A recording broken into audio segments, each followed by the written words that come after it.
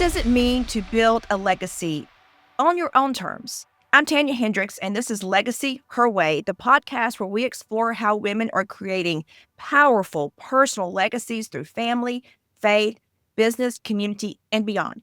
From foster moms to founders, creatives to caregivers, we go beyond the buzzwords and talk about real life, real impact, and the values that guide us all. Whether you're building wealth, raising kids, or launching your next big thing, this is the space for you. This episode is sponsored by Huntsville Estate Planning Lawyer, LLC, but we empower your vision and secure your future through estate planning trademarks. So let's talk legacy. Her way, your way, the way that matters most. Today's guest is someone whose journey embodies exactly that. Monica Montgomery is a Huntsville entrepreneur who founded MCM Services, your expert consultant for accelerating growth. And congratulations, Monica just celebrated 9 years in business. So that is incredible. Time flies. Monica started her career in the corporate world, but pivoted full-time in 2016. She is a published author with a book titled Raising Parents, which we're going to probably touch on today. Raising Parents, The Journey of Caregiving Amid Perilous Times. She's a board member for a Queenspreneur Plan, a mom to an Eagle Scout, which is quite the achievement that took a lot of hard work from him and from Monica. And she's currently planning a wedding. So this lady is inspirational in all that she has accomplished at such a young age. I have been inspired by her, motivated by her, and just in awe of everything that she does and accomplishes. So she has helped so many people grow their businesses, but also not just grow their businesses, but grow themselves. So her story is powerful, personal, and full of wisdom. So let's just dive right in. Welcome to the show, Monica. Well, thanks for having me on. I appreciate the opportunity. I'm so excited for you to join me today. So I've given a little bit of your bio, but let's talk about, or I want you to talk about your background information because it kind of ties in on what you've been doing with your life and your entrepreneurship. And I really want the audience to understand where you came from, where you're at, because this podcast is to inspire the everyday woman to go after their dreams and build whatever legacy they're trying to build. So tell us a little bit about yourself. Yes, so I am a Huntsville native, and I started my business just as a hobby. My friend, she encouraged me to start my business because at the time, my first service was resume services because I have a background in technical writing. So I love doing the research and I love doing the analysis and putting all that information in a concise format so I can communicate with, those employers or those other business owners. I started out just doing resumes and I thought, no one's going to reach out to me for this. And she was like, we'll start the business. So I took a chance. I started the business and I was doing that part-time while I was working full-time. And I said, I would rather start it and it go nowhere than say I've never started at all. And as the years progressed, it started to grow. It went from just resume services to including my grant writing skills to get some of those fundings in schools and for small businesses. And since I was a business banker and a brokerage associate at a financial institution, being able to teach business owners how to prepare their business for funding, making sure they have the right foundational structure for the business to grow and to take them through those steps of how to expand, that really helped me increase my services in my business. So it was really good. My business started to grow, but I could not manage running my business part-time and working full-time as well. It became hectic. It got to a point where I didn't have a lot of time for myself. I was always up doing something for either my business or work, but not for me. So I took a chance. I always say take a well-calculated risk. I reviewed the numbers, ran the numbers, and I said it's time for me to invest in myself. It's time for me to take a risk. And that's what I did. I left my career of 11 years to spend more time and run my business full time. So that's the short version of the 9 years. I've enjoyed the emotional roller coaster and learning how to be strategically flexible, learning that no matter how much you prepare in your business, there'll be a change that comes around and you still need to adjust to that. So being in business full time has definitely been fulfilling. It's taught me a lot about myself and some of the obstacles I'm willing to take on to beat them, to overcome them. Mhm. Very good. And you said something there, or actually two things there. One of them I wanted to touch on previous before we even talked. I saw a quote in a magazine. You were featured in a magazine in January of 2025. And one of the things that you mentioned there was that you take educated risks. And here you said calculated risks. And so I want to talk a little bit about that. What does that mean to you? But also, I think something that was very powerful that you said was you didn't want to regret. Like it's that power of not wanting to regret that you did not do something, that you were going to do it, because if you didn't, you would regret not even trying it. So let's talk about those two things a little bit. Yes, so I'm a risk taker. I'm always like, you have to take a risk in order to enjoy life, because you don't know where life's going to take you. You don't know where your strength and where your perseverance is going to take you without taking a risk. So I always tell you, take a risk, enjoy life, do the things, expand out of your own comfort zone. But don't just take a risk just to flippantly take a risk. Make sure that you are running your numbers. Like my dad always taught me, run your numbers. If the numbers make sense, then do it. Take a look at how you'd be able to successfully get to the end or get to your results if you were to take this risk. So I always say, research the market, research what you're trying to get into, even if it's like for me, skydiving. I want to go skydiving so bad. That is a risk. But yeah, it was huge risk. I checked to make sure my life insurance was on me. Check my life insurance, my health insurance, and I wanted to do it at a time where it was celebrating and monumental. So I always tell people, especially in business, you have to take a risk in order for your business to get to the next level. So make sure you have ran the numbers financially. Make sure you've taken a look at your operations to see if you're able to take on an internal or external risk, and make sure that you have a team that can help you get through that. So just doing the research, just doing the analysis behind an action before you do it, because you want your actions to equal results. Right. And that sort of builds into not regretting. I want to do things in life that are fulfilling to my dreams.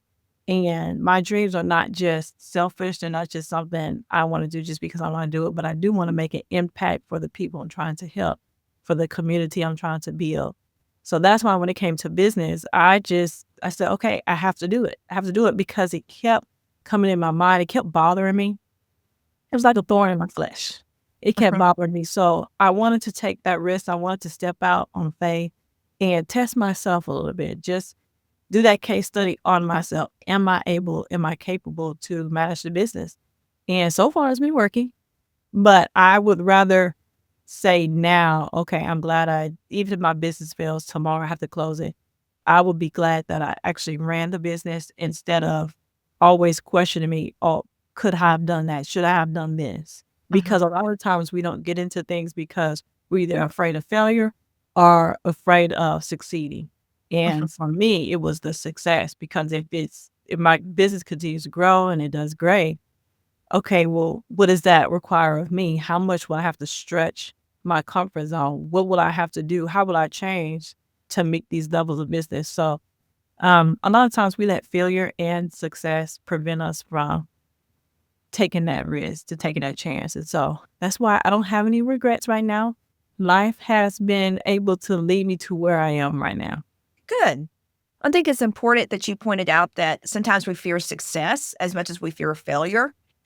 So I think that's important for women in the audience to hear, because that we don't talk about that much, but it is there, because when you succeed, sometimes you have to put aside things from the past, or you have to step away from maybe people that you're familiar with or comfortable with, because they're not part of your success, and they're not going to be there. They're not championing you like you would expect them to. You would think that they would be happy for you, but a lot of people don't want you to succeed. That's true. Yeah. Yeah. They don't want to see you doing better than they are, or living up their dreams. Mm-hmm. Exactly.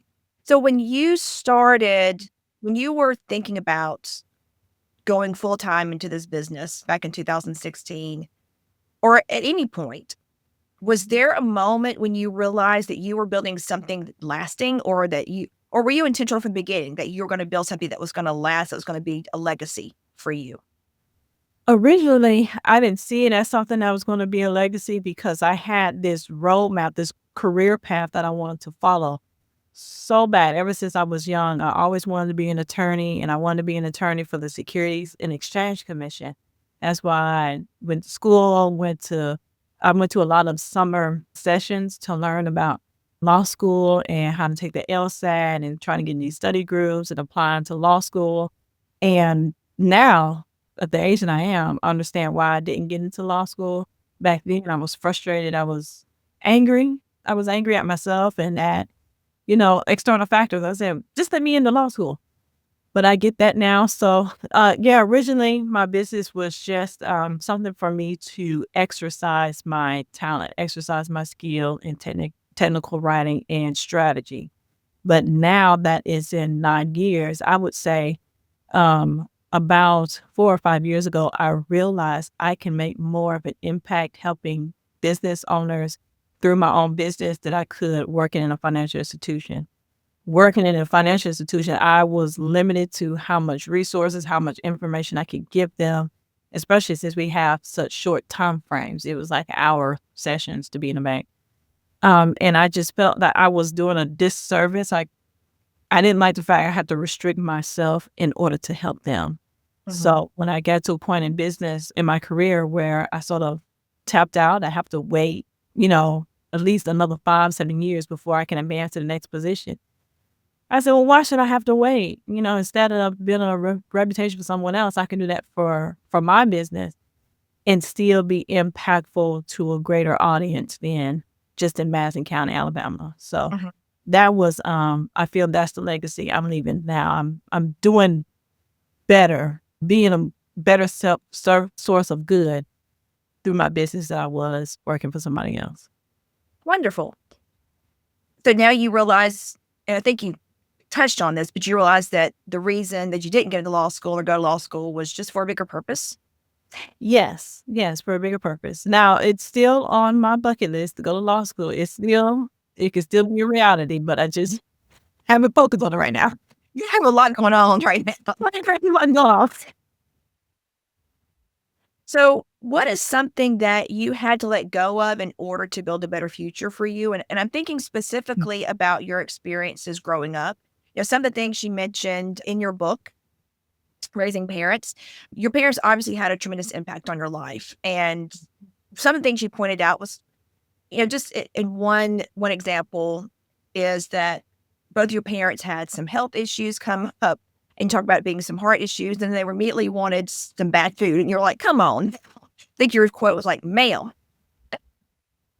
So we all have things when we grow up, our parents, we love our parents, and you obviously have some great parents, and I did too.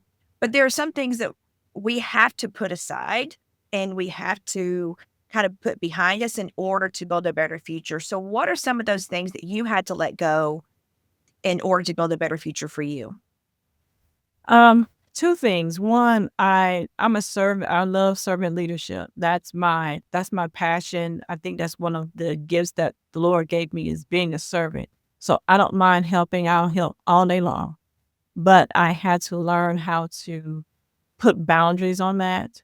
I had to give up my passion for helping others so much to where it was diminishing me. It was taken away from my strength.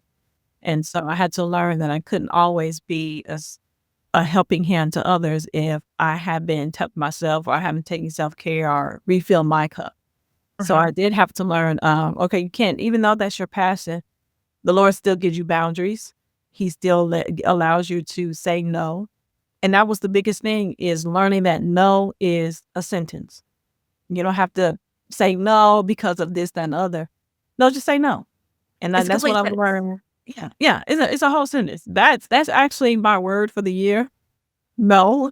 And just leave it like that. So I did have to learn that don't let my passion, don't let my gifts diminish me, because then I'm not of any use. And another thing is that I had to learn that I couldn't live my parents' life for them. They lived the life. What they were able to do, they were able to do. What they weren't, they weren't. And I couldn't keep altering my life just to make sure they still enjoy theirs. They Yeah. want me to live my own life without having to take care of them all the time. So they're still alive, they're still doing well, and I'm grateful for them. But I have definitely learned in the past 2 to 3 years that I can't live my life for them. I had to give up that passion that I had and just live my own life for me. Let's talk a little bit about that. Let's kind of transition to, because you do write your book about your parents in that situation and have to take care of them. And I had a similar situation. I was the youngest child and my dad had health issues, and I was the one constantly helping and doing things. But tell us a little bit about your book, Raising Parents. Yeah, I originally wrote this book, and throughout the years, I was writing my emotions and my thoughts and feelings as being a caregiver, and how you're just thrown into this role and you do not know what to do. You just realize, okay, I have to keep them happy, keep them healthy, get them to the doctor's appointments, what have you. So originally, it was just me writing down my feelings just to help me deal with it and get my thoughts onto paper. I was not going to publish it. I said, one day my family will find it and they'll read about it. That's it. I wasn't going to publish it, mainly because I didn't want people in my business. Yeah. I didn't want to share those vulnerable feelings and vulnerable thoughts about it. But after much prayer, I realized that this whole book is a testimony, because every trial, every sickness that my parents had, they overcame it. They were able to push through it. So awesome. The whole book is a testimony in itself, and caregivers don't have as much support as they need. A lot of times caregivers feel alone, they lose their identity. They're always on the go, and they put themselves in the back seat, and they don't ask for help. Caregivers do not ask for help. And if they do ask for help, they're very meticulous with it. They're very bossy with it. And so that was the main reason why I wanted to publish the book, is because I wanted to show other caregivers it's okay to be mad, sad. It's okay to be frustrated. It's okay to have joy. It's okay to have peace. And it's okay to live your life after your loved one passes. And I just wanted to build a connection, build a community with other caregivers, and show them you're not alone in the journey, even though we may feel like we're dealing with our situations and it's only specific to us and no one else would get it. I get it. I understand. You're not alone. So that was part of me publishing it. And I'm hoping that it connects with other caregivers to show them, hey, we see you, we love you, we support you. Well, that's the legacy of in its own way. You're creating a legacy of your experience that's going to help other people. And so you've got, I don't consider we only have one legacy that we leave. I think we can have multiple legacies. I think this is one of yours, that you're able to help other caregivers. So I applaud you for that, and for wanting to be vulnerable, be willing to be vulnerable, to share your experience and your family's experiences so that others can learn. And it's also, as you said, a testimony to God that they come through miracle after miracle, medical situation after medical situation. That's incredible. So I've mentioned legacy. I've talked about legacy. What does legacy her way mean to you? When you hear that, what does it mean to you? For me, it means that you are establishing your own legacy. You are establishing your own platform for your own initiative without following somebody else's framework, without following a cookie cutter, or just saying, let me do this just because, or let me do this, let me make some money out of it. And you're not greedy about it. That is not your motive, is to get some funds out of it, which, it's great to get paid for it, but that's not the goal of it. So legacy her way is making sure that you're leaving a pathway, not only for yourself, but you're trailblazing other people to come behind you and take advantage or take part of that platform that you've established to help uplift them as well. So it's not just, okay, Monica is doing this just for this time. I want to be generations from now. It's like, okay, we're doing A, B, and C because Monica led the way. She created a framework for this. So this legacy her way, just doing it when you're ready and not having to wait for anybody to tell you, okay, do it this way, or not have to wait till all your ducks are in a row. If you've got a duck, start and go with it. All the other ducks will fall in place. That's awesome. Start with one duck and the other ducks fall in place. And then, you live that legacy, what you just described, because you were in the financial services industry. You had a comfy corporate job. You could earn a paycheck. And I think you talk about in your book how you were getting raises and things were going well. And then you decided to pivot, which society would say you're crazy. Yes. You had a son, you were raising a son, and having that corporate comfy job is what was expected of you. And you said, nope, this is my passion. This is what I want to do because I really feel like I have a bigger purpose. And so you pivoted and you did forge your own path. And so I applaud you for that. I mean, you're living that legacy that you just described. So that's incredible.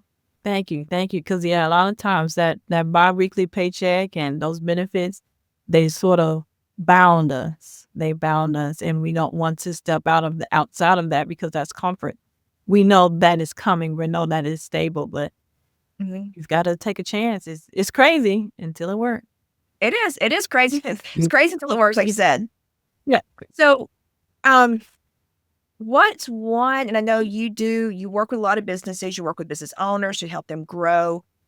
For you, though, and maybe it's some advice you've offered others, what is one legacy building habit or mindset shift that you've had, or that you would recommend for anyone who's trying to start this path? So you're a trailblazer. You just talked about you wanted to be a trailblazer. You're a trailblazer. What is that one legacy building habit or mindset shift that you would recommend others maybe start with today? Not to let society limit your dreams or limit your capabilities. You already have the capabilities in you to go to the highest level.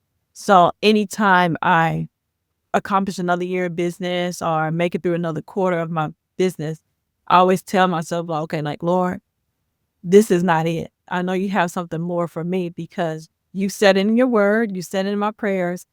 This is not the end. So I know what today is. I'm thankful for today, but I know this is not it. And with that mindset, I know I have to keep going to the next step, to the next goal. And society has a way of telling you that everything has to be done right now. You're supposed to be at a certain level right now. You're supposed to have this much money or have this storefront right now.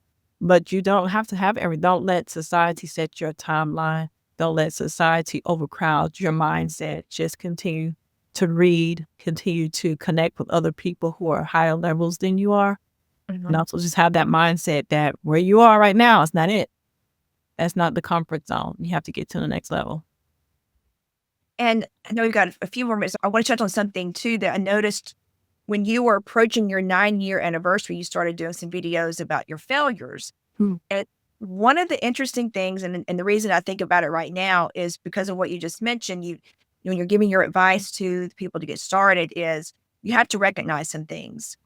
And one of the failures you recognized was you're like, I got to build a business. I got to get involved with everything right now. Let me do all these networking groups. Let me do all these different things. And they weren't a fit. Speak about that a little bit, because I do think when we are trying to build a business, because society says you should be, you're starting here, but you really should be right here. I think we had that mindset of, I got to do this and this and this and this and this in order to make the money, in order to get my name out there. People need to know I exist. What is it that you saw, or that you could give some advice to someone starting out, saying, don't just join every single networking group out there. Do your own thing. What advice would you give? Yes, because in business, you have to network. You have to network. Because if you don't, it's part of your marketing. People are not going to know who you are. And they tell you that getting into as many networking groups expands your brand messaging, expands your awareness, which is great. That, it's partially a good idea. But you want to make solid connections. And the only way you can make solid connections is to research and actually visit some of these networking groups before you become a member. That was one of my things. I was like, well, I know I've got a network. I have to be a part of a group. I've got to be social. Let me get this membership, that membership, what have you. But I realized it wasn't beneficial to me. And then I wasn't able to provide my service, provide my time into the group like I needed to. So visiting those different groups and actually seeing, okay, is this a good fit for business? Can I actually make connections in this group that will help build my business and help me get into rooms that I'm not in yet. And I think people get so caught up in the networking. I know I have to network, but a lot of times you can network to 100 people and they have nothing to do with your ideal customer base. They have nothing to do with your target audience. But if you actually hone into those specific groups where you can make strong connections, then yes, that'd be better because they will bring people to you that benefits your business. And those word of mouth referrals are really, really great. So that's something I had to go back and look. I've spent some money in different memberships. Well, I've made some investments and they weren't the best investment. That's what I put it. Yes. Well, I've learned to make better investments in the right groups for my business. So don't just go out there and get in every networking group you see or you're invited to. A lot of times it may not be the best fit for your business or for its growth.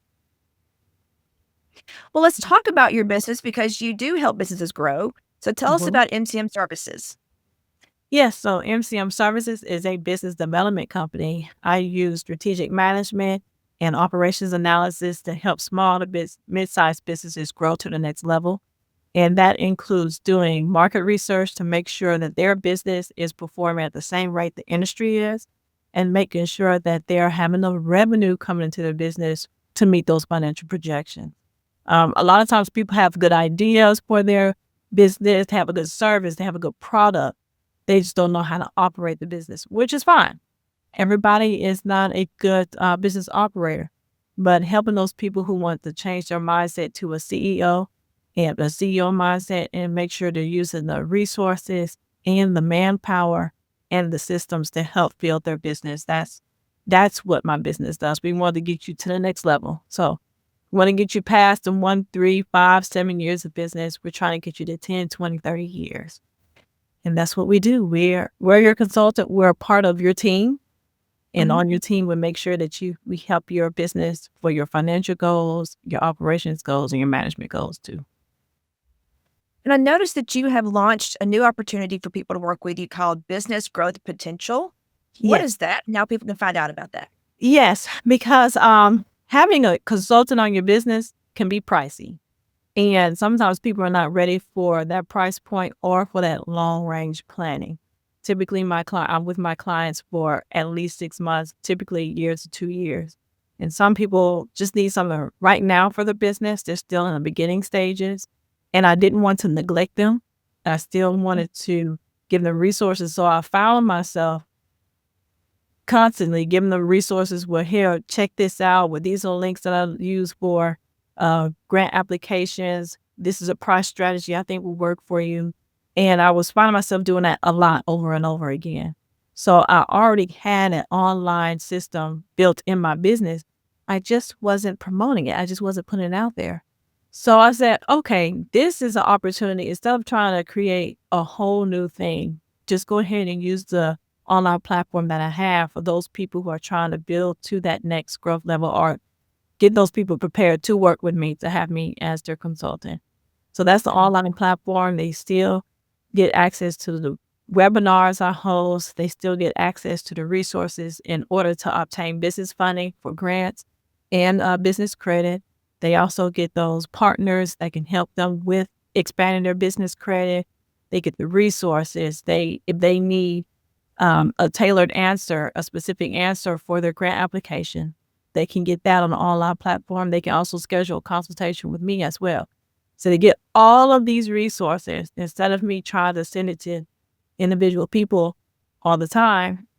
It reduced my productivity as well, in addition to being a helpful resource for those people who may be starting out in business or maybe they've been in business for 2 or 3 years and they just want to learn how to improve their operations or their revenue. And that's what the Business Growth Potential platform is. Well, I think that's an example of your servant's heart, that you're willing to just kind of give that over for people. I know there's a cost to be involved in it, but you're giving over a lot of valuable information for people. And so that's really speaks to your servant's heart with helping business owners. So very good. Yes. Thank you. Thank you. Well, tell people how they can find you. If somebody wants to work with you personally, if they want to learn more about the Business Growth Potential, how do people find you? So they can go to my website at mcmsrvcs.com and they can learn more about my services, also about the business growth potential. That is a subscription model, is only $35 per month, and you get access to all of those resources and a chance to talk with me. And the reason why I set that price is because I did market research. That market research is key, and that's something that's also the business growth potential platform. Did the market research to see consumer spending and how are they able to afford certain things and how subscription model on monthly basis is better for them right now until things change. So Mhm. they can find out more information about that on my website or on my Facebook page at MCM Services. I'm also on Instagram as MCM Services and also on YouTube. On YouTube, I've been putting some shorts on there as well. MCM SRBCS. So they can find me on YouTube, LinkedIn, Facebook, Instagram, and my website, all at MCM Services. Wonderful. Thank you so very much. And you're in your branded colors. You're wearing yellow today. So as the audience is looking for your website or all of your socials, they'll see the yellow and know that it's you. So everything Yes. is the blue and the yellow. So you're on brand today. Yes. I love being on brand. Well, Monica, thank you so much for joining me today. I'm excited for the audience to hear your story and gain inspiration from you. The purpose of this podcast, I think I explained to you at one point, is I really want someone who maybe sees you in the grocery store line going, there's Monica. I heard her story. If she can do what she's accomplished, so can I. And I think you have been a tremendous inspiration to me. I know you've been to me, but also a tremendous inspiration to others. So I want to thank you so very much for joining me today.